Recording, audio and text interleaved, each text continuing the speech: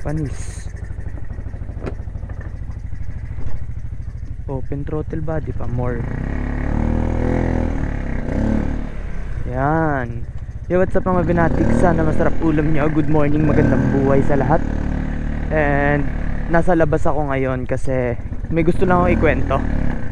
Diba matagal akong hindi nakapag-vlog. Nasa Bacolod ako. So nung mga panahon na yon, ambulansya, wait lang. Tagal akong hindi nakapag-vlog, nasa Bacolod ako. Nung mga panahon na yun, wala akong dalang vlogging gears, walang helmet, nothing, walang anything. So pagbalik ko dito sa Laguna, gustong gusto ko na mag-vlog. Kaso ang problema ko, hindi ko mahanap yung bigay sa akin ni Kuya Racing Boy na mic.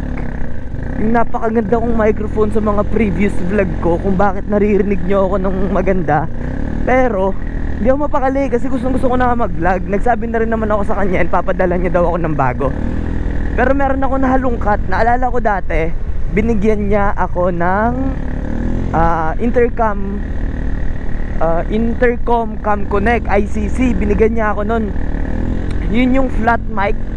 Flat mic siya na ididikit mo dun sa speaker nung intercom mo. Tapos meron din siyang female socket para dun sa main microphone mo.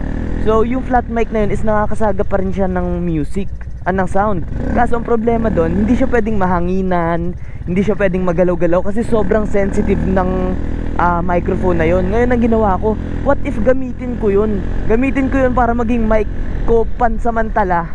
Ang ginawa ko, nakahanap ako ng acoustic foam, mga Venatics. Alam niyo yung acoustic foam, yung makikita nyo sa loob ng yung mga band studio, yung dinidikit sa pader. Yun, nakahanap ako ng ganon. Tapos binalot ko siya ng ganon para, sabi ko hindi na siguro magkaka-wind noise to.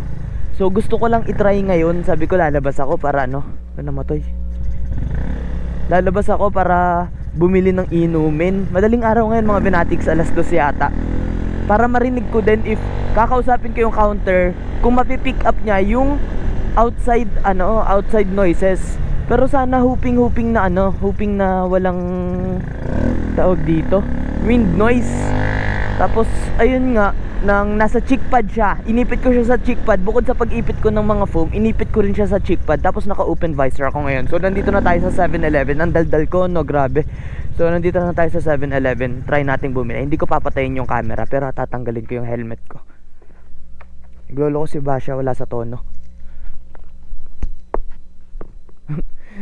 Nag-helmet ako, lapit no. Panis.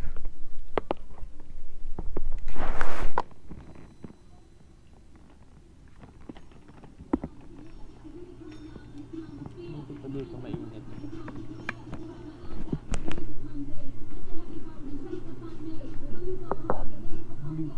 Blue.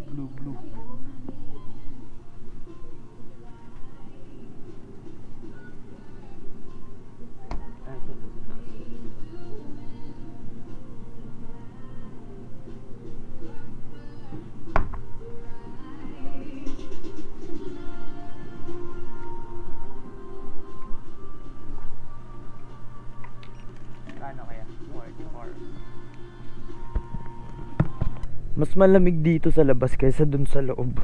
Ayun, uwi na rin ako. Ganun lang. Ayan.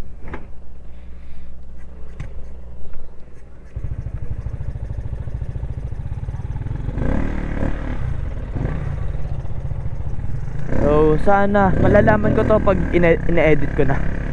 Hindi ko pa malalaman ngayon as of now.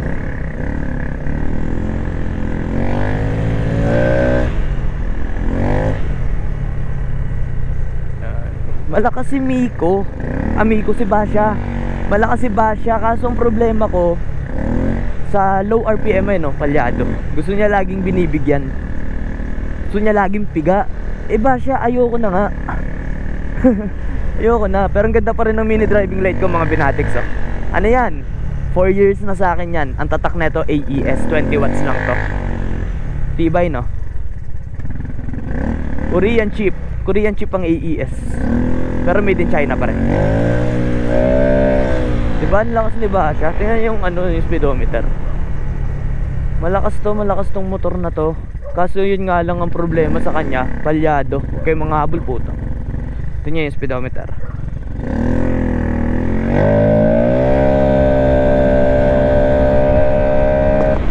Oop, nalaglag yung inumin.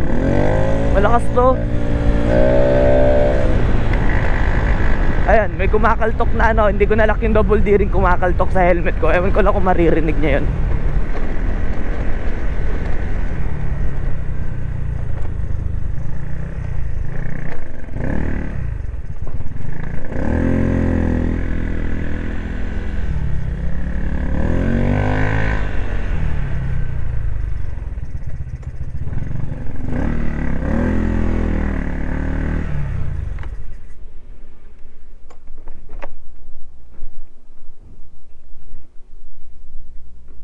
So ayan, end ko na yung vlog dito. Tulak ko na lang. Maingay. Kakahiya.